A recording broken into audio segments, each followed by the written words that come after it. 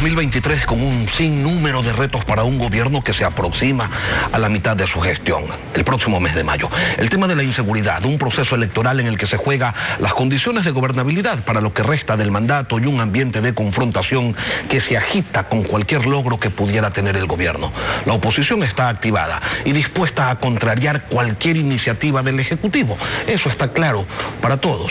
También para Francisco Jiménez, ministro de Gobierno y de Gestión Política. Buenos días, ministro, bienvenido a Contacto Directo. Bien, ¿cómo está? Buenos días, un gusto poder verlo en este comienzo de nuevo año. La captura de Germán Cáceres, ministro principal sospechoso del asesinato de María Belén Bernal, le dañó el fin de año a una oposición que se despezuña para posicionar la narrativa de que el gobierno ni la policía hicieron nada para que se logre esta detención. Pero esas tonterías vamos a dejarlas al margen.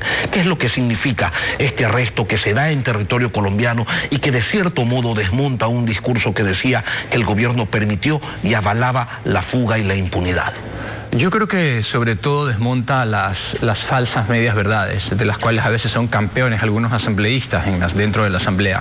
Quisieron montar un informe írrito, agraviante, infamante, donde establecían de forma artificiosa responsabilidades políticas alrededor del gobierno y de sus funcionarios. Quisieron tocar también al presidente de la República, pero cuando uno actúa bien, cuando uno actúa con paciencia y con voluntad política, los resultados tarde o temprano, más tarde o más temprano, se terminan dando, y en este caso también se dieron. Yo creo que el arresto de este sospechoso, de este señor Cáceres, desmonta efectivamente ese discurso político, pero sobre todo ratifica que nosotros como gobierno del presidente Guillermo Lasso, vamos por el camino correcto, haciendo las cosas bien, haciendo las cosas con voluntad política, haciendo las cosas con decisión, pero sobre todo con respeto y con mesura y sin desmayar respecto a los objetivos que nos hemos trazado. Ahora la tarea del gobierno será proteger a Cáceres para que pueda divulgar todo lo que ocurrió en esa madrugada del 11 de septiembre. ¿Podrán hacerlo? Bueno, ese es el objetivo y nosotros vamos a seguir por el mismo camino. Las policías están activadas, los procesos de protección están encendidos, vamos a trabajar respetando los procedimientos legales como es el estilo de nuestro gobierno y la convicción de nuestro gobierno, y por supuesto queremos llegar al fondo de las cosas para que se establezca con claridad todos y cada uno de los que participaron ese día cuando se produjo ese hecho. Pero ¿habrá algún tipo de protección especial, ministro? Y se lo pregunto pensando en que ha habido más de 400 asesinatos dentro de las cárceles del país. Es evidente que más allá de los esfuerzos que hace el gobierno, no tiene el control todavía de todos los centros penitenciarios de la nación. Entonces, con Cáceres habrá algún tipo de... Pero hemos ido avanzando. Por eso le digo, más allá de los avances que se ha hecho, pero no tienen el control absoluto. No se tiene la aproximación del universo de cosas que suceden en la cárcel, pero tenemos un control que es bastante bueno y sustancialmente superior al que existía hace algunos meses, empezando por el censo penitenciario, que nos permitió establecer la realidad de los 31.000 y un poquito más de reos que habían en las cárceles y que no se sabía ni cuántos habían, ni por qué estaban, ni cuándo les tocaba salir. Hoy ya sabemos eso. Hoy disponemos de una información mucho más precisa sobre lo que sucede en las cárceles. Hoy los cabecillas han sido trasladados a otros centros para que estén a buen resguardo y no alteren mayormente lo que sucede en las cárceles, ni peor aún en las calles. Hemos avanzado. Si obviamente de usted, ¿lo llevarían a la cárcel 4?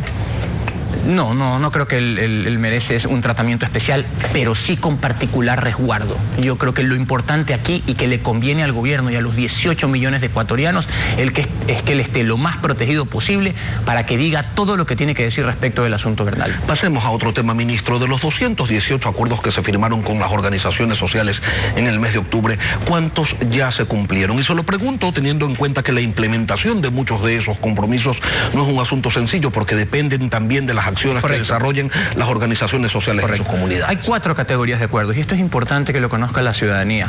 4 categorías de acuerdos: los que dependen de una acción normativa del gobierno, es decir, emitir un decreto, declarar algo; los que suponen también el trabajo en territorio del gobierno, es decir, que no requieren de ningún decreto ni nada, pero sí de trabajo en territorio, solo del gobierno; y los otros 2 que requieren de acciones conjuntas, sea para un aspecto normativo con las organizaciones sociales o sea para el trabajo en territorio con las organizaciones sociales. ¿Está avanzando? Eso, todos los 4 están avanzando. Estamos aproximadamente entre el 58 o el 60% de avance en lo que tiene que ver con la ejecución de los acuerdos.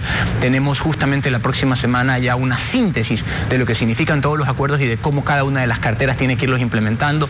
Se ha seguido un proceso de semaforización. El presidente ha evidenciado la voluntad política de que todos los ministerios estén involucrados en este proceso, y nosotros vamos a seguir por ese camino. A veces hay más pompa cuando se firman las cosas, otras veces hay más silencio cuando se van implementando, pero lo que no varía es nuestra voluntad política de hacer una política diferente, mucho más cercana con las organizaciones sociales. Algo que no se ha implementado todavía y queremos saber qué es lo que les ha impedido, por ejemplo, encontrar la fórmula, el mecanismo para desarrollar y ya implementar pues un sistema consensuado de focalización del subsidio de los combustibles. ¿Qué pasa allí?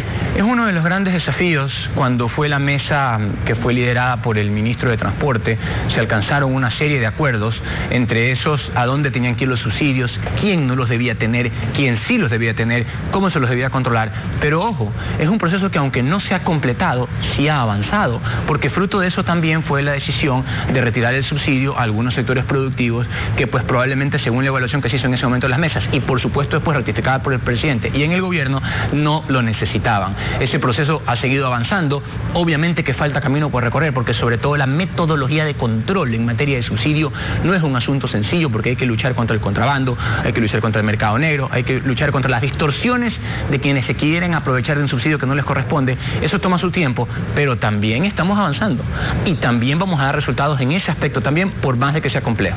60 millones de dólares, que es la afectación para el sector camaronero, al que se le retiró el subsidio sobre un universo de 4.000 millones de dólares en subsidios, es poca cosa. De hecho, el número era 250. Hay otros rubros también de subsidio, pero no quiero adelantar en qué otros aspectos se podrían tomar decisiones, porque eso puede generar alteraciones sobre las cuales yo no soy competente y menos aún alterar el mercado. Pero yo quiero que sepa que nosotros tenemos que buscar la manera de ahorrarle dinero al Estado, para que ese dinero, tal como lo ha hecho el gobierno desde su comienzo, vaya a los sectores sociales que más lo necesitan. Hoy, el promedio, ya para el 2023, si no me equivoco, está entre 13.000 y 15.000 millones para la inversión social, con incrementos sustanciales en salud, en educación, en vivienda, en seguridad social. Se han empezado a pagar esas deudas históricas. Sabemos que falta mucho, pero la plata tiene que ir donde la gente más lo necesita, porque el Estado no está para aumentar las diferencias entre las personas, sino para reducirlas. Y eso se hace a través de obra y de inversión social. ¿Identifican ustedes en la CONAIE, ministro, voluntad para sacar adelante esos acuerdos, o solo están haciendo tiempo para que pasen las elecciones y siendo febrero o marzo declaren el incumplimiento de los acuerdos y le pongan fecha pues a una nueva movilización? Yo creo que como toda organización tiene sus dinámicas y tiene sus días. A veces emiten discursos que son un poquito beligerantes, nosotros lo hemos palpado, otras veces muestran más predisposición para poder avanzar, pero yo creo que uno se define no por lo que hacen los otros, sino por lo que hace uno, y yo creo que esa es la marca registrada un poco del gobierno. Nosotros hemos ido caminando en este sendero a veces complicado y a ratos enfrentando situaciones que hemos considerado muy injustas, o comportamientos de los actores políticos que han podido ser injustas, pero nuestra respuesta ha sido la mesura, nuestra respuesta ha sido la voluntad política, nuestra respuesta ha sido la acción y la toma de decisiones con un liderazgo claro del presidente. Y hay otra cosa que es muy importante, los no sucesos, como les decimos nosotros. Aquí a nadie se ha perseguido por su forma de pensar, aquí a nadie se le ha quitado una frecuencia, aquí nadie se ha metido preso porque en algún momento tuvo una expresión de descortesía o de grosería con el presidente. Este es un país que hoy es libre y que ha implantado una nueva forma de hacer política a través del gobierno del encuentro. Eso tal vez no se valora ahora porque lo estamos viviendo y lo damos por hecho, así como en su momento dijimos, bueno, la vacunación ya está, se vacunó al 90% de los ecuatorianos, pero ya está, no se lo valora, pero estamos seguros que eso ya forma parte de un legado que inclusive va a incidir en la nueva forma de hacer política en el país, que es lo que queremos, porque eso también es beneficio y eso también hace que la gente pueda salir de la pobreza. Pero cuidado y no valoran a ustedes de forma adecuada la beligerancia que ha expresado, con la que ha cerrado el año el presidente de la CONAIE, Leonidas Giza, ya delineó su derrotero, que en este gobierno dijo que en este gobierno de banqueros solo la banca gana y mucho dinero, y que si no hay un ejercicio de comunicación adecuado, ministro, profundo sobre este tema, sobre eso sí lo va a construir un levantamiento, no tenga dudas de eso. Sí lo valoramos, de hecho varios de los ministros le respondimos a ese tuit que lo consideré profundamente equivocado por parte del señor dirigente Giza. Al final del día cada uno es dueño de sus verdades, pero yo creo que el pueblo ecuatoriano es sabio, se va dando cuenta cómo se van tomando las decisiones. Esto no es de soplar y hacer botella, pero tampoco es imposible, y en esas delgadas líneas entre una cosa y la otra tenemos que ir avanzando, manteniendo las ideas que, como siempre he dicho, son las que le han dado forma a nuestra manera de hacer gobierno, pero también sabiendo que representamos a 18 millones de ecuatorianos y que tenemos que hacerlo con capacidad, con decisión, con convicción, pero también entendiendo cómo piensan los otros y buscando la manera de aportar con soluciones. Ministro, si la consulta fuera hoy, la propuesta gubernamental ganaría en todas las preguntas, pero las diferencias en algunas interrogantes no es tan amplia. Por el contrario, su supera apenas el 50%. De aquí en adelante, ¿vamos a ver a todo el aparato gubernamental volcado hacia la campaña por el sí? ¿O eso lo van a dejar exclusivamente en manos de las organizaciones que se inscribieron para eso? Nos han reclamado eso, nos han reclamado que por qué no hacemos proselitismo, que por qué no nos volcamos por el sí, que por qué no le decimos a la gente cómo tiene que votar. No es nuestro rol. Nuestro rol como gobierno es gobernar, pero también difundir. Para nosotros lo más importante es que la ciudadanía tome una decisión informada. Estas preguntas, como siempre hemos dicho, no salieron de un acto de magia ni sacamos un conejo de la galera, sino que simplemente dijimos, ok, ¿cuáles son los problemas más importantes que tiene el país? En el área de seguridad, que es el problema mayor que tiene el Ecuador, en el área de gobierno, a través del concepto de institucionalidad que estamos buscando posicionar, y en el área ambiental, que tiene temas que son tan importantes para nuestra gente en el país. Y yo creo que un poco se dio con la tecla, porque en cuanto a lo que tiene que ver con la ciudadanía comprende en su gran y absoluta mayoría cuál es la problemática que nos estamos jugando aquí. Tocará a cada uno decidir, y nosotros de informar y difundir.